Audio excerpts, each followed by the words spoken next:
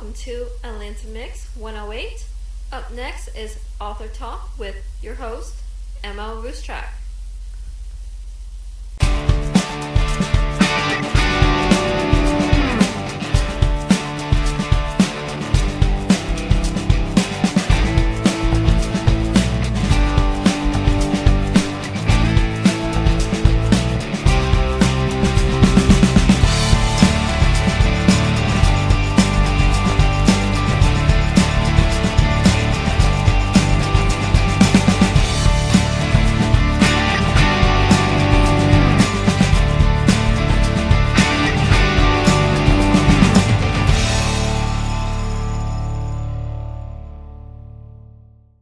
With M.L.Ruscsak. I'm your host, and today we have author Mark Turner. Hi, Mark. Hi, Melissa. How are you? Great. And how are you doing today? I'm doing well. Here in New York, where we've got 90-plus degree humid weather, but we're doing well. Oh, it's 80 here today, so it's a little bit better than what you have.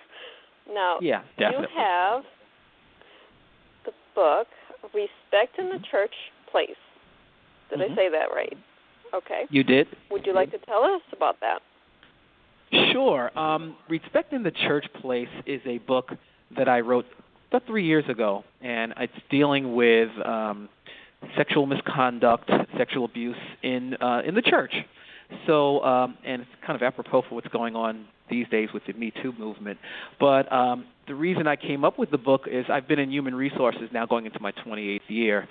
So all through my human resources career, I've dealt with sexual harassment cases, and I've done training in sexual harassment for for the corporations I've worked for.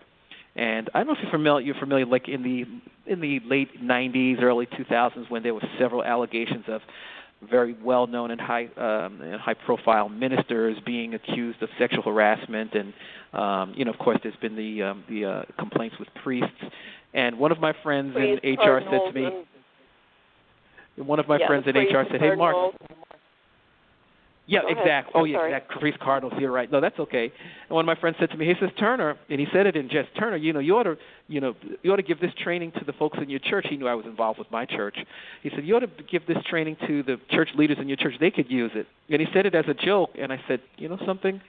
This needs to be dealt with." So, I set out to write this book. I did a survey among church congregants, did a lot of research, and one of the things I say in my book is try Googling the 3 words "pastor accused of" and see what pops up on the internet. It's just hundreds and hundreds of accusations of sexual harassment and sexual abuse against the clergy. So I did this book as sort of a prevention, an ounce of prevention is worth a pound of cure, to help our, the church clergy, which is whether pastors or church leaders, teachers, or whatever, to prevent them from these allegations coming up. It's a wonderful undertaking that you did, because like you said, back in the 80s and 90s, I remember watching it on the TV with my grandmother and going, yeah, what are they doing? They're supposed to be pillars of the community. Yeah. And it was very sickening from a child's perspective. I was growing up in the 80s, so I was still very much a child at the time. But sure.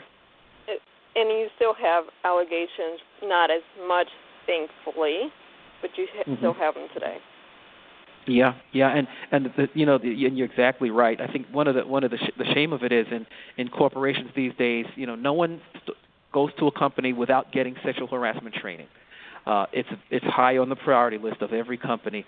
They must have this sexual harassment, sexual abuse, or any kind of harassment training for all of their employees. But the church really did not have those policies in place. A person could be a deacon or a trustee or an usher or do some kind of work in the church or a pastor and not go through this training. And they'll learn the Bible. They'll get Bible scripture and theology, but they won't get this training on prevention and what to do and what's right and what's appropriate and what's not. And so that's why I went on and undertook the writing of this book. And from what I know about the church, there's also the pastors that help victims of this crime, because this is a crime, and Exactly. They don't have any training on how to deal with it, but yet they're trying to counsel the victims. That's very true. And one of the things I say in my book, Melissa, is that I say to our pastors, to the pastors who are dealing with these issues, work with the people in your church that are trained, or better yet, send your junior ministers or your younger ministers, send them for training on how to deal with these types of situations, because you might not be good at it. And then there might be instances where you shouldn't deal with a possible, if you're a male pastor, maybe you shouldn't deal with a female congregant who's going through these issues. Maybe it should be someone else, but get someone who's trained to deal with that professionally. Yeah, and that's one of the things I touch on. Yeah, some things need to be taught. I'm sorry, I'll edit that out. But some things need to be touched with gentle hands or gentle words, and with a professional training or professional background. It's just not something just anyone can handle. Correct. I also deal with an issue of when people come into the church and they're made ushers, or they're made greeters, or they're giving a specific duty in the church. It's important and I come from an HR perspective, it's important that you get the person who's the right fit. So you don't want to put someone who's going to be dealing with people who doesn't like people, who does not work well with people. Why would you put a person who's not a nice person as an usher to greet people in? So I deal with things like that. Put the people in the right places where they could make a fit. So one of the things I suggest is, with your congregants, find out who are the social workers in your ministry, who are the people who are the doctors, who are the social workers, who are the professional, whatever profession, and you use those people in their professions to help you in your congregation. That would be an excellent idea for all churches. And then there's a saying that I like: put your aces in their places. And once you have the aces where they need to go, then everyone else just kind of fills in. And everything runs smoothly that way. Exactly. And that comes from my own managerial training that I learned through years of training. So. Yep. So now we have this book out. Do you have any other books currently published or getting ready to be published? No. What I'm doing is this book has been out now for 3 years, and I'm looking to put out a second edition because there's so much that's happened since over the past 3 years. With the Me Too movement, certain laws. Things over the last 3 years. The political climate has changed. A lot has changed over the last 3 years. So again, I'm looking to possibly put out a second edition. I did have a suggestion by a pastor friend of mine. One of the things I did not deal with in the book, I only touched on it briefly, was what if a person is falsely accused of sexual misconduct, and how do you deal with someone who's been falsely accused, and how you handle that. My book basically deals with prevention on, and one of the things I say is the best way not to get accused is to not, the best way to not have it happen is to prevent it in the first place. So I will probably I'll add a chapter on that because, again, and I've been in HR for 28 years, there have been several instances of false allegations against managers for retaliatory purposes or whatever, grudges, and they've made stories up. The sad part about it is that it's almost like the person is guilty until proven innocent when these allegations come up. So, and it's Go ahead. I'm sorry. That's something that I think would be a good earmark in your next book. There was a case where I live at just recently where a woman accused her manager of harassment, not knowing he was part of the LGBTQ community, and I'm hoping I say that right. I don't need any disrespect for that. Sure. But he kind of laughed it off. The company he worked for didn't laugh it off, obviously. No. But, he was being accused of something that completely is against his nature, and there was a big write-up on it in the paper and everything. Wow. In a way, it shouldn't have gotten to the paper, but it should have been dealt with in-house. Yeah, it's really, and and it happened in the Bible. There's a Bible story where Joseph had been in prison, and then he had dreamed. You know the story, Joseph, the dreamer, and he was actually in the Potiphar, worked with the king, with the Pharaoh at the time, Potiphar, and his Potiphar's wife came on to Joseph, and he tried to get away from all her advances, and she cornered him one day. He ran away, but she grabbed his cloak, and she accused him of raping her, of molesting her. And he was thrown in jail. He was thrown in prison again. And this is in the Bible. And again, it's another, instance of, he's guilty until proven innocent. And he eventually was exonerated. He eventually was exonerated, but after spending time in prison. But that's it's very touchy. It's like I said in my book.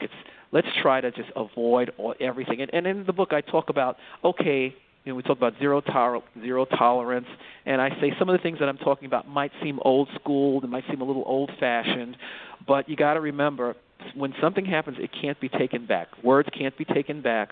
A touch, an inappropriate touch, can't be removed. It's happened already. It's out there. So let's be precautionary, and it's better to, as they say, err in caution than to take a chance. I talk about things in my book, like things to say.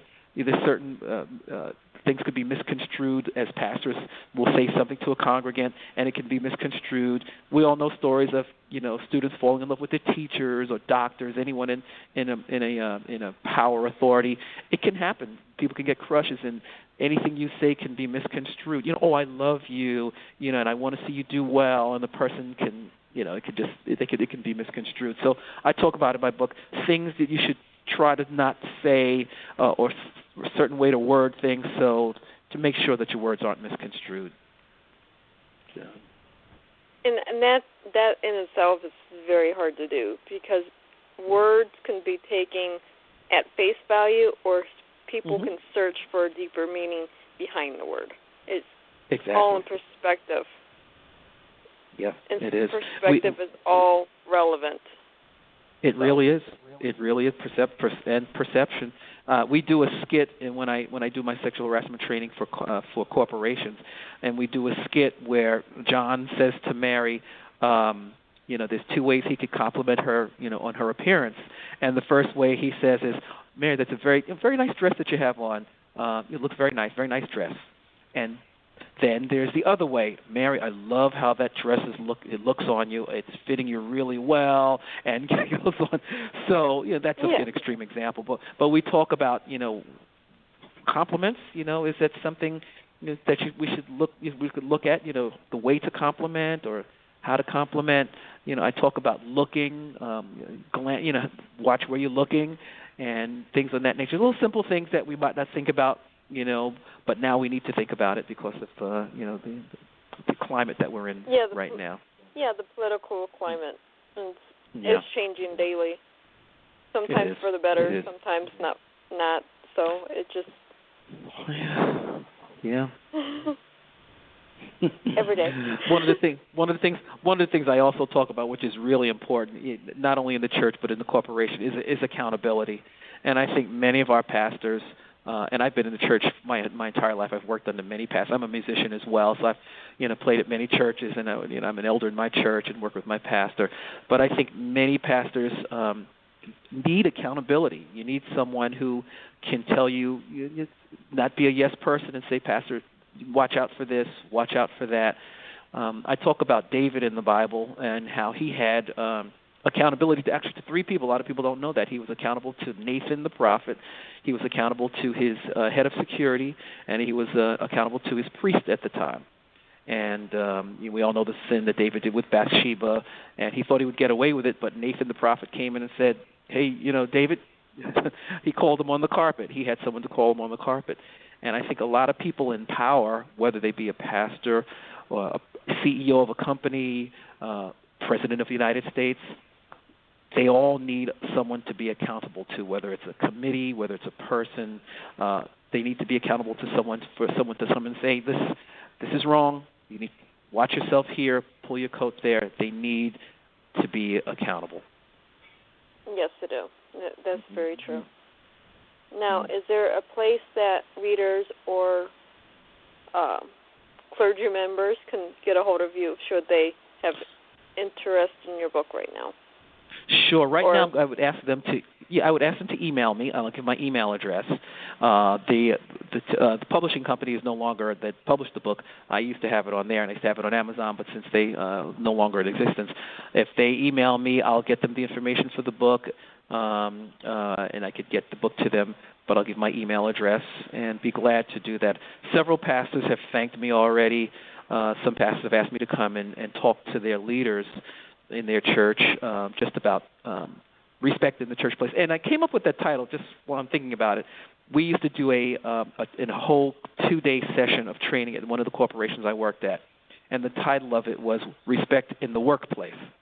And it dealt with, sexual harassment among many other things, and workplace harassment and all that stuff. And that's why I called the title of the book Respect in the Church Place. So I do have several ministers and pastors who have asked me to come and speak to their junior ministers, elders in training, ministers in training, or their leaders in general, whether they be Sunday school teachers and deacons and trustees and ushers and even people on the media ministries. They've asked me to come and talk about my book, Respect in the Church Place. But I'll definitely give you my email address. I'd be glad to share it with anyone who's interested. Would you please share it with our listeners? Yes, I will. My email address is mrk.turner and the number 1 at gmail.com. And I'll repeat that. That's Mark, as in Mark, mrk.turner, the number 1 at gmail.com. They can also go to my they can also visit my Facebook page. I'm sorry. They can also visit my Facebook page, Respect in the Church Place, on the Facebook page. If they Google that, they should be able to get into my Respect Yourself Church Facebook page as well. Okay. And I hope we get you back on Amazon quickly with this, because this is something that really needs to be out there. Thank you. And then, thank you. You're welcome. And that's all for today. And I'll see everyone, or rather, talk to everyone tomorrow on Atlanta Mix 108. Awesome. Thank you very much. And thank you for being on the show today. Thank you very much, Melissa. You're welcome.